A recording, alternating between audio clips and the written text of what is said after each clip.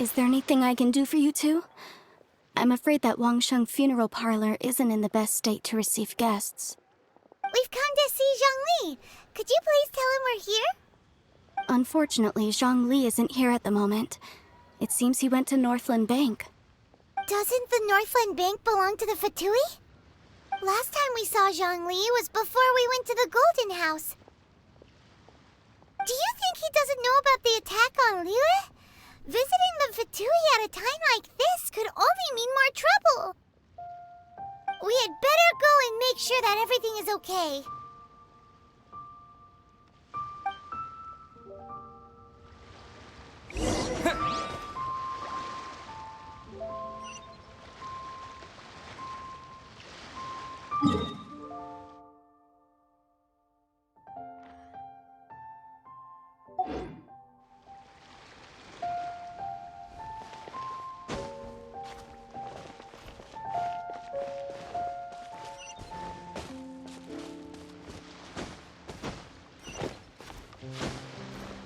Feel free to take a look around.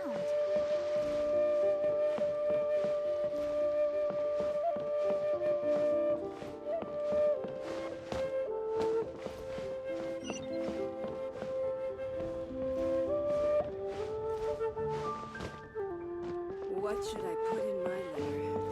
Jewelry's out of stock, but we have some new items in.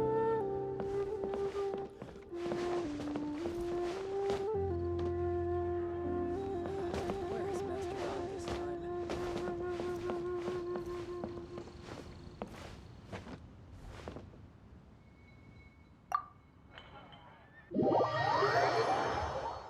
You call this cooperation between harbingers? Cooperation involves communication, you know. Don't take it to heart, child. Besides, aren't you happy that you got to skip the formalities and bring chaos to the land? I'm sure you must have enjoyed that. Oh, it seems that some of your friends have arrived. Hey, it's Zhongli and Child. And you! You're also one of the Harbingers? It's you two. I believe we've met once before. In the City of Bards, was it? I'm glad you still remember my name. Ah, right. I imagine that it must have been rather hard to forget watching helplessly as something precious was snatched away from your friend.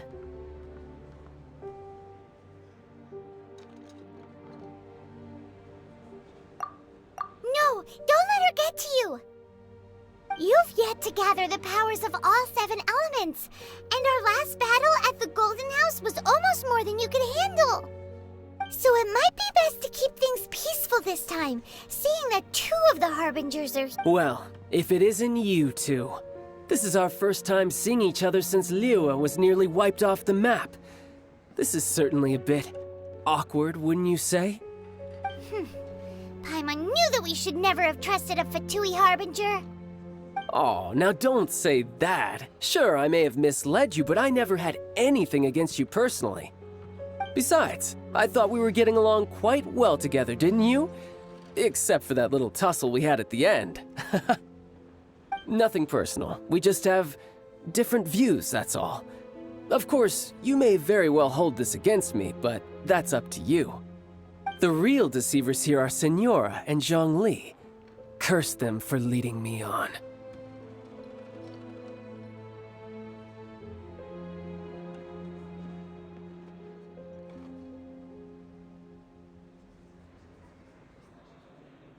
So actually, I think...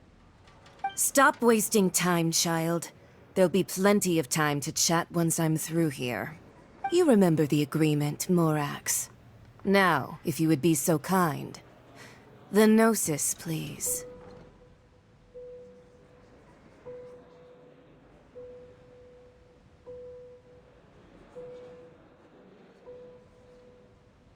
What in the world are you talking about?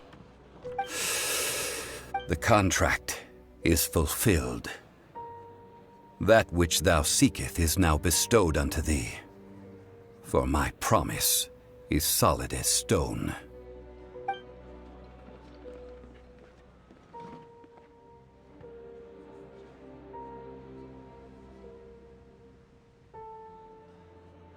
How sanctimonious. What? So you're the Lord of Chio? No, wait! That's an exciting twist and all, but why give the Gnosis to the Fatui? I do not give it for free. I give it as agreed upon in the contract. For it is a matter solely between the Tsaritsa and... Yeah, you don't think you went a little bit too far with that whole fake death thing? Everyone was preparing the ceremony for you and splat! This big dragon falls out of the sky and all of Liyue goes into an uproar. Talk about a disaster. Gathering all the forces that had been bubbling behind the scenes, and then stirring them together in a pot that was bound to boil over. That's what he wanted to see, am I right? Wait, what? Perhaps it's best that I explain. As you know, I've dwelt upon this world for more than 6,000 years. It is now 3,700 years ago that I founded Liyue together with the Adepti. Even boulders that can withstand whirlpools will erode with the passing of time. I kept convincing myself that cracks had not begun to form, and that the end of my time had not yet come. Until one drizzly day, as I was strolling along the harbor, I heard a merchant tell one of his workers, "You've finished your duties. Go ahead and call it a day." I stood motionless among the crowds, asking myself, have I already finished my duties? Oh, Zhongli. But as I began to consider relinquishing my divine role, I soon was Liyue, the city I had dwelt in for so long, already prepared to enter its next age? So I feigned my own death, and gathered the cast of Child, the Adepti, and the Indeed I was. The Gnosis, which I had kept for so many years, suddenly seemed to have lost its meaning. That's right, which is why I continued to safeguard the Gnosis until now. So you mean that if the chaos ever reached the point of no return, you would simply appear and use your divine powers to bring Liyue back under control? Of course, and it would have been all too easy for him too. Just as a child quickly matures after losing their parents, so has Liyue matured when faced with the death of its deity. In the end, the resolution to all that has transpired was even more satisfactory than I could have hoped for. Take the Adepti, for instance. Owing to their years of seclusion, they were the least informed. Yet when faced with a crisis, they commendably showed the greatest amount of restraint possible. Not only did they manage to cooperate with the Qixing, but in the end, they even made efforts to understand the hearts of the people. Credit is also due to Signora, the emissary dispatched by the Cryo-Archon to fulfill our contract. At my request, she kept everything she knew in strict confidence. This despite the eavesdropping ears of her colleague, Child. This meant I could remain as Zhongli, even having the chance to fulfill the age-old traditions of Liyue in this mortal form. Thank you for joining me on this journey, traveler. All of these things turned out as I had planned. There is only one thing that I had not anticipated, and that was the conduct of the Liyue Qixing. I had expected them to do no more than the Adepti, to come to the defense of Liyue. But when all was said and done, they seized the opportunity to supplant Liyue as divine protectors, and used the subsequent power vacuum left by my death to quickly gain complete control of Liyue. Huh? That doesn't sound good at all. On the contrary, I think it is excellent. I had always feared that it was too soon for them to take over from me.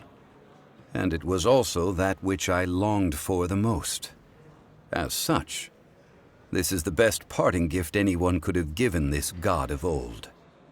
Hey, what about me? Doesn't anyone feel the least bit of remorse for deceiving me? You've practically kept me in the dark! I think that thanks would be more appropriate. You certainly played no small part in all of this, wreaking havoc and turning the city upside down. The Lord of Geo ought to thank you for your performance, if anything. If you hadn't created the pressure of a battle between mortals, adepti, and a god, the lump of coal resting in the hands of the Geo Archon, Liyue, would never have been able to become a dazzling diamond of a city. Huh? Just whose side are you on, mocking me like that? Are you itching for a fight?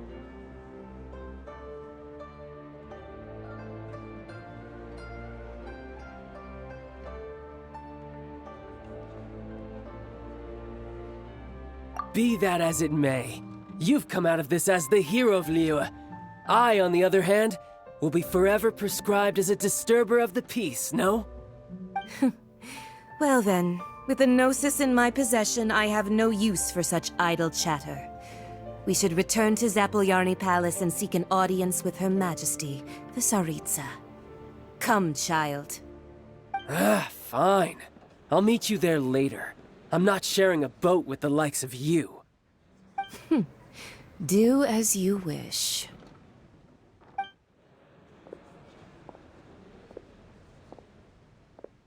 Now then, is there anything else you wish to ask me? Right! As Zhongli always told us, a good trade is a fair trade. Paimon has no idea what could be a good trade for a Gnosis. Realistically speaking, there is no such thing. Huh? However, I am the god of contracts. For thousands of years, I have made countless contracts. If the deal was of no benefit, then I certainly would not be inclined to agree to it. My agreement with the Cryo Archon will be the last of my contracts as the Geo Archon. My contract to end all contracts. As for the bargaining chip that the Tsaritsa used to balance the scales, uncover that answer for yourself in your future journeys.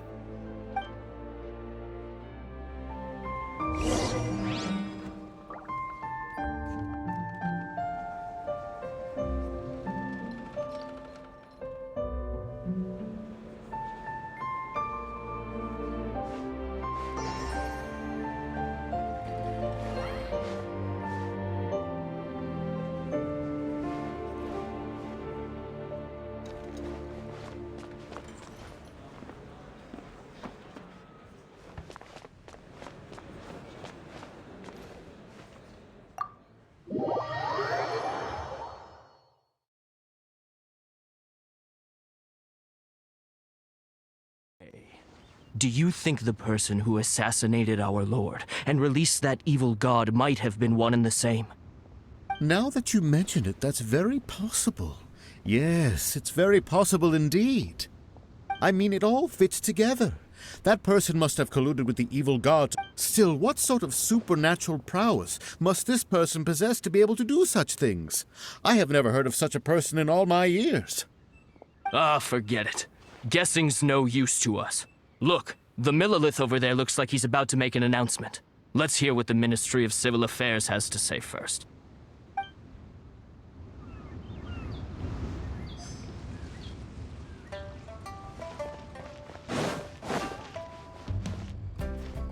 Well, since we're going through with this rite of parting, I guess it means that those rumors hit the nail on the head. So Rex Lapis is really... But they didn't catch the culprit, did they? Oh, come on. Do you think that the assassin could have been a normal person? You know what I think. I don't think any of the gossip on the streets you hear from those shady types is worth anything. There's only one real possibility in my mind. I've heard that the assassin was that Fatui fellow. Youngish, pretty high in rank. I think they called him Child. The Fatui? They certainly are very suspicious. Who knows what those greedy, crooked folks... Shh! Lower your voice. If the Fatui catch you in their sights, Rex Lapis won't be around to...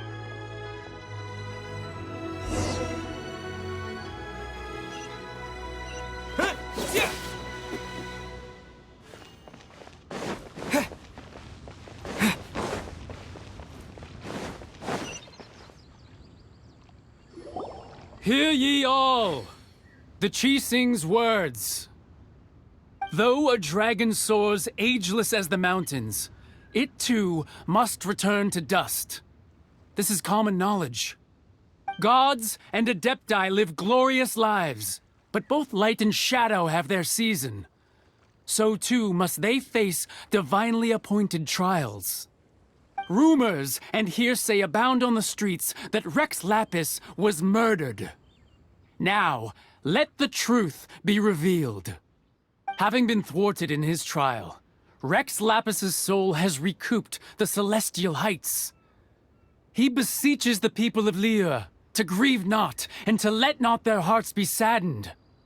Nor are they to believe street-born rumors or indulge in baseless speculation.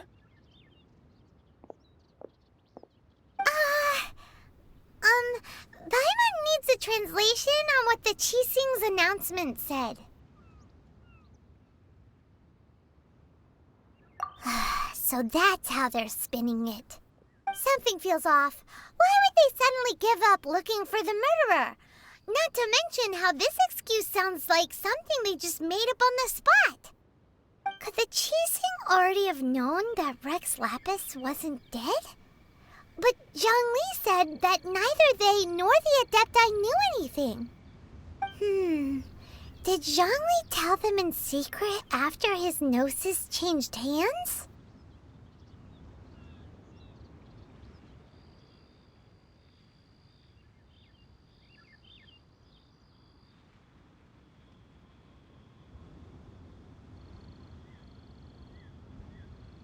Exactly, right? Ooh, seems like the rite of parting has been going on for a while now. Let's go have a look.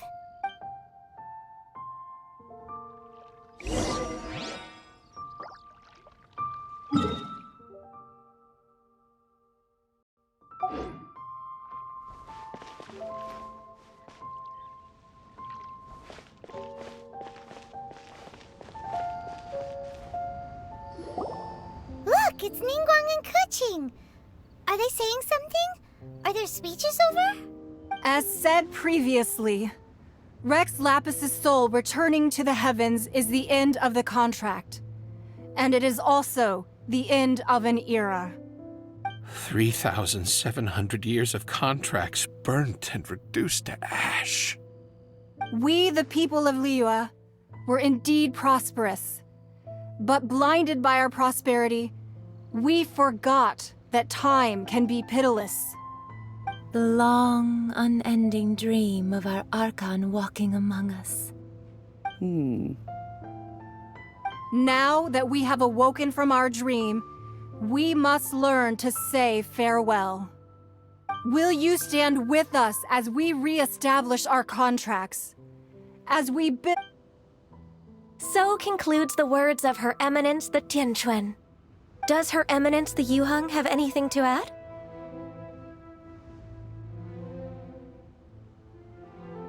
Huh? Is she looking this way? Traveler. Yikes! She really is looking our way! Is that the traveler who they say defeated the ancient god? So young. The Liyue Qixing always repay their debts. And as you have heard, our eyes see far and our reach is long. Name your price. You deserve that much. Whoa!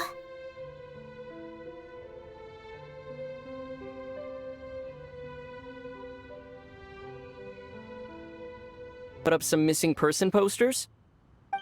Jangan lupa support channel ini dengan like video ini, komen, dan subscribe. Terima kasih udah nonton.